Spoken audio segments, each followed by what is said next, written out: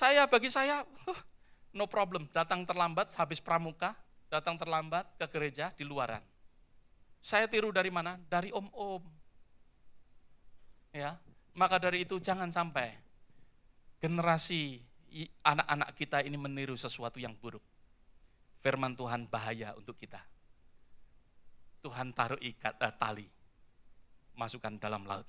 Tuhan tidak mau mereka anak-anak itu tersesat. Beberapa yang perlu untuk kita lakukan. Yang pertama yaitu kita mendidik. Kita mendidik dengan apa? Memberi teladan, memberikan suatu example. Training children by example.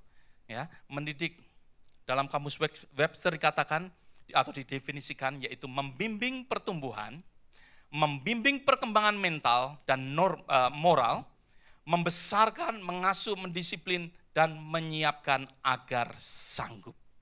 Menyiapkan akan anak-anak untuk sanggup melakukan di kemudian hari. Nah, itulah arti kata daripada training, ya, training. Firman Tuhan katakan, ya, latihlah anak-anak, ya, supaya mereka tahu kemana mereka akan berjalan, kemana mereka akan pergi, ya. Train up child on the way they should go, ya. Kita men-train mereka, anak-anak cenderung untuk selalu meniru. Di dalam kitab Yehezkiel, bahkan juga sudah menjadi istilah yang biasa, di dalam kitab Yehezkiel, pasal yang ke-16 ayat yang ke-44. Saudara nggak perlu lihat, ya, karena saya ingin mengutip akan ayat ini, yang katakan, like mother, like daughter. Like mother, like daughter. Like father, like son, ya.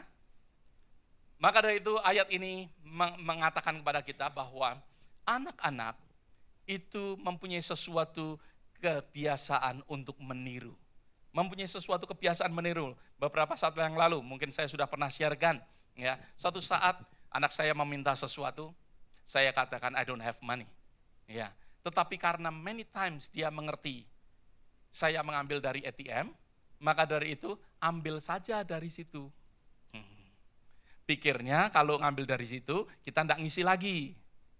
Ya. Nah, anak-anak itu pandai untuk apa yang dilihat itulah yang ditiru. Itulah yang dia bawa. Maka dari itu kita harus selalu di dalam kehidupan kita, anak-anak itu belajar dari penglihatan mereka, belajar daripada apa yang mereka dengarkan. Anak-anak paling seneng, ya. Dulu mungkin saudara ingat, ya. Saudara sering kali diusir. Mungkin kalau di Amerika ini saya nggak tahu, ya. Tapi kalau di Indonesia, dulu waktu saya kecil, senang sekali kalau ada papa saya ada tamu, saya itu kepingin ikut-ikut. Habis itu katakan, Somi pergi, masuk. Karena apa? Karena kepingin nguping, kepingin tahu, kepingin ngerti. Nah, itu memang kebiasaan daripada anak-anak. Maka dari itu kita perlu bagaimana kita menjaga akan perkataan kita. Bagaimana bahasa kita, bagaimana apa yang kita ucapkan menjatuhkan atau membangkitkan.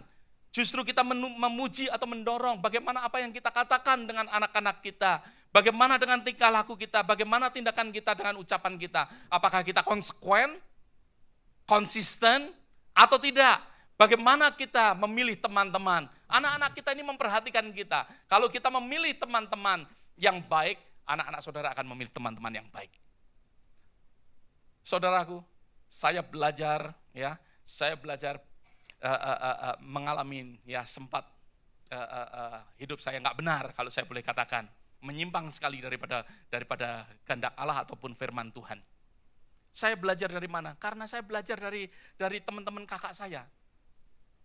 Teman-teman kakak saya itu selalu, ya, kalau ngomong nggak karuan. Saya belajar dari situ. Apalagi kumpulannya dengan orang-orang, ya, dari Jawa Timur. Nah, saudara tertawa. Ya, yang keluar yang lebih dahulu yaitu yang, ya, enggak tahu, yang ada di kebun binatang, yang bergelantungan gitu, ya. Kalau enggak ya seperti kriket gitu, ya.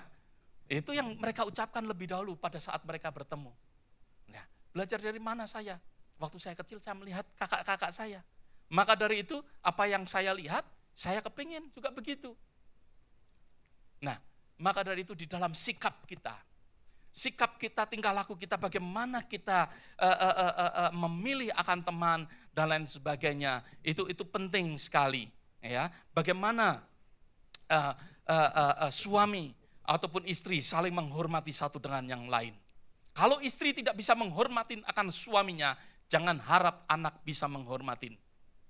Kalau tidak bisa menghormati akan orang tua, mereka tidak takut dengan orang tua, jangan harap mereka takut dengan polis.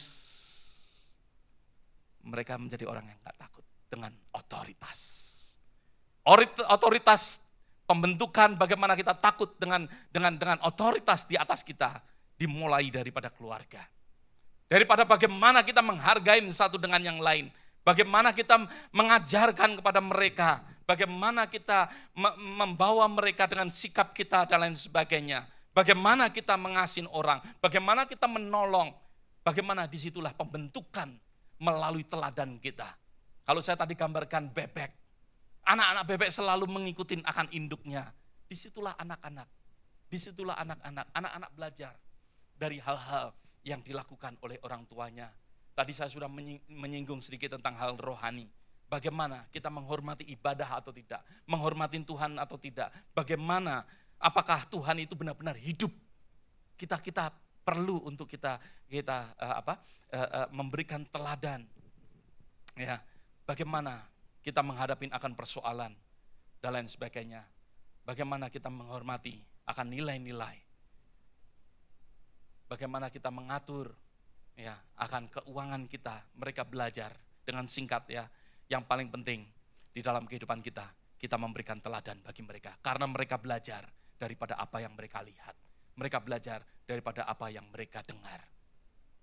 Dari mana? Dari orang tua lebih dahulu. Bahkan juga saya percaya, dan ini juga sudah dikatakan oleh Pak Andreas. Ya, kenapa ada suster yang milih komodnya apa itu? Komod apa? Toiletnya ya. Toiletnya warna apa? Saudara yang ingat, ayo. Nah, ya berarti saudara memperhatikan firman Tuhan last week. Toiletnya kuning kenapa? Karena memang backgroundnya begitu. Mungkin keluarganya begitu. Nah, kalau anak-anak saudara berantakan, mungkin nurun saudara. Yang lalu saya senang sekali.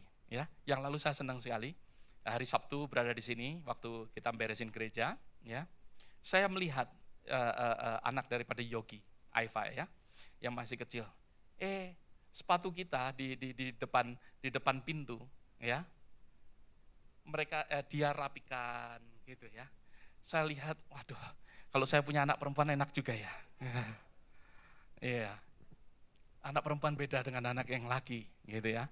Tapi enggak apa-apa, bukan berarti kita enggak bisa membentuk anak kita untuk melakukan yang sama. Ada amin, saudara. Ya. Nah, hal-hal yang demikian perlu untuk kita memberikan teladan. Supaya anak itu belajar, ya, anak itu belajar. Nggak tahu ini kebiasaan yang dilakukan Yeni atau tidak. Saya hanya terbuka karena dia share, ya. Kalau Markus mau mandi, diambilkan dulu tuh celana dalamnya. Ya. Kalau malam, katanya sudah ambil charger untuk charger telepon. Karena anak merhatikan, oh papanya kalau malam selalu charge teleponnya, ya. Anaknya kalau malam sebelum tidur ya gitu, bawakan chargernya, charge dulu, ya.